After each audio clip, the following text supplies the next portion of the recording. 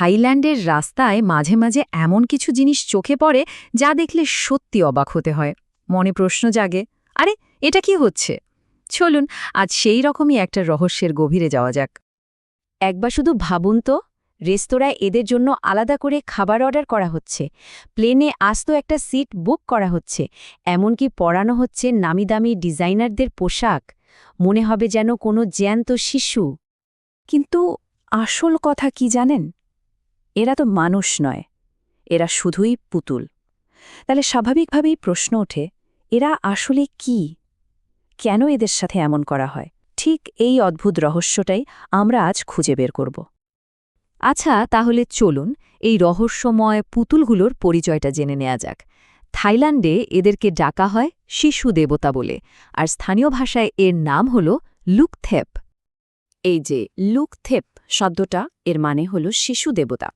এগুলো কিন্তু আসলে কারখানায় তৈরি সাধারণ পুতুল, কিন্তু থাইল্যান্ডের অনেকেই বিশ্বাস করেন যে একটা বিশেষ রিচুয়ালের মাধ্যমে কোনো শিশুর আত্মাকে এই পুতুলের মধ্যে নিয়ে আসা হয়।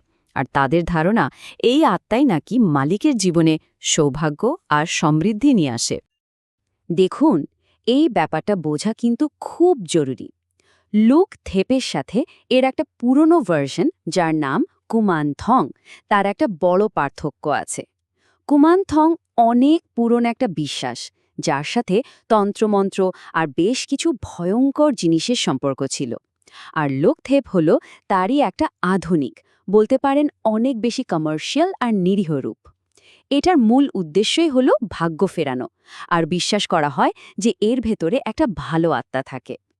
তো এই পুতুলগুলো আসলে কি, সেটা তো বোঝা গেল, কিন্তু আসল ব্যাপারটা হলো এদের মালিকরা এদের সাথে কি করেন, কিভাবে এই বিশ্বাসটাকে তারা প্রতিদিনের জীবনে সত্যি করে তোলেন। চলুন সেটাই দেখি। এদের যত্ন আত্মিক দেখলে রীতিমতো অবাক হয়ে যেতে হয়। একদম মানুষের বাচ্চার মতো করে প্রতিদিন খাবার দেওয়া হয়, স্নান করানো হয়, সুন্দর সুন্দর নতুন পোশাকে সাজানো হয়। শুধু তাই না, এদেরকে নিয়ে মন্দির বা বড় বড় রেস্তোরাঁতেও যাওয়া হয়। ভাবা যায়, এমনকি বৌদ্ধ ভিক্ষুরাও এদেরকে আশীর্বাদ করেন। কিন্তু প্রশ্ন হল, একটা সাধারণ ফ্যাক্টরির পুতুল হঠাৎ করে এই শিশু দেবতা হয়ে ওঠে কিভাবে? এর জন্য মূলত ৩টা ধাপ আছে। প্রথমে মালিক তার পছন্দের একটা পুতুল কেনেন। এরপর একজন আধ্যাত্মিক গুরু একটা বিশেষ অনুষ্ঠানের মাধ্যমে একটা শিশুর আত্মাকে সেই পুতুলের ভেতর, বলা যায়, আমন্ত্রণ জানান। আর একদম শেষে পুতুলটাকে একজন বৌদ্ধ ভিক্ষুর কাছে নিয়ে যাওয়া হয় একটা ফাইনাল আশীর্বাদের জন্য। এই অনুষ্ঠানটাকে বলা হয় প্লুকসেক, যার মানে হলো আত্মা জাগানো, আর এটাই নাকি পুতুলের শক্তিকে জাগিয়ে তোলে। আর এত কিছু করার পেছনের কারণটা কি? আসলে কারণটা খুবই সোজাসাপটা। যেমন এই মালিকের কথাটা শুনুন। উনি বলছেন, ও আমার জীবনে আসার পর থেকে আমার ব্যবসা দ্বিগুণ হয়ে গেছে।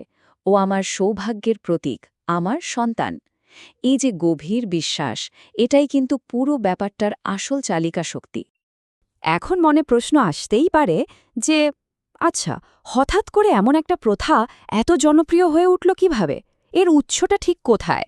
চলুন একটু ইতিহাসটা দেখা যাক। আসলে এই ধরনের বিশ্বাস থাইল্যান্ডের সংস্কৃতিতে কিন্তু একদমই নতুন কিছু না।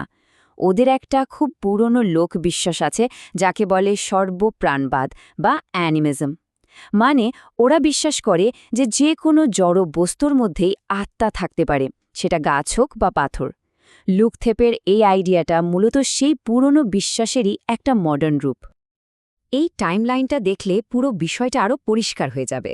দেখুন, ২০১৩ সাল নাগাদ এই আধুনিক লুকথেপ পুতুলগুলো বাজারে আসতে শুরু করে। কিন্তু এর আসল বুমটা আসে ২০১৫-১৬ সালের দিকে।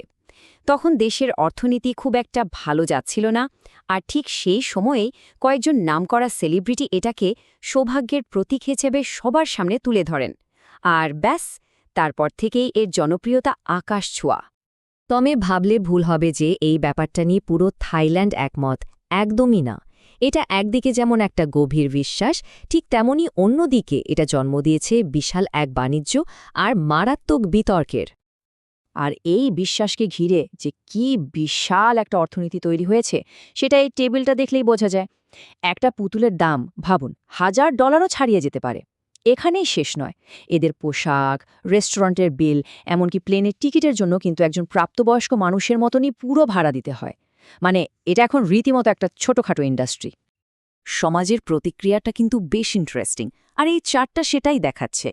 দেখুন, একদিকে এমন মানুষ আছেন যারা মনে প্রাণে বিশ্বাস করেন যে এই পুতুলগুলো সত্যি সত্যি ভাগ্য ফেরায়। আবার আরেক দল আছেন যারা বলেন, আরে এটা তো পুরোটাই ব্যবসা, একটা কুসংস্কার মাত্র। আর তৃতীয় একটা দল আছে যারা বিশ্বাস আর এই লাগাম ছাড়া ভোগবাদের মিশেলটা দেখে বেশ চিন্তিত। পরিস্থিতি এমন জায়গায় পৌঁছেছিল যে শেষ পর্যন্ত থাই সরকারকেও এ নিয়ে কথা বলতে হয়। তাদের অফিসিয়াল স্টেটমেন্টে বলা হয়, দেখুন, ব্যক্তিগত বিশ্বাসকে আমরা সম্মান করি, কিন্তু কোনো ট্রেন্ডের পেছনে ছুটে বিপদগামী হওয়াটা ঠিক নয়। আসল ভাগ্য কিন্তু আসে কঠোর পরিশ্রম আর সচেতনতা থেকে। তাহলে পুরো ব্যাপারটা থেকে আমরা কি জানতে পারলাম? ১. এটা হলো পুরনো দিনের বিশ্বাস আর আজকের যুগের ভোগবাদের একটা অদ্ভুত ককটেল। ২. মানুষের অর্থনৈতিক দুশ্চিন্তা আর একটুখানি আশার খোঁজই এর জনপ্রিয়তাকে এত বাড়িয়ে দিয়েছে। আর ৩.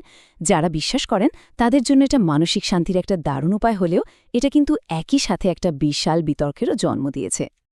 তাহলে শেষ পর্যন্ত প্রশ্নটা কিন্তু থেকেই যাচ্ছে, এই যে লুক থ্যাপ প্রথা, এটা কি শুধুই একটা কমার্শিয়াল ট্রেন্ড, নাকি মানুষের আধ্যাত্মিক সান্ত্বনা খুঁজে পাওয়ার একটা উপায়?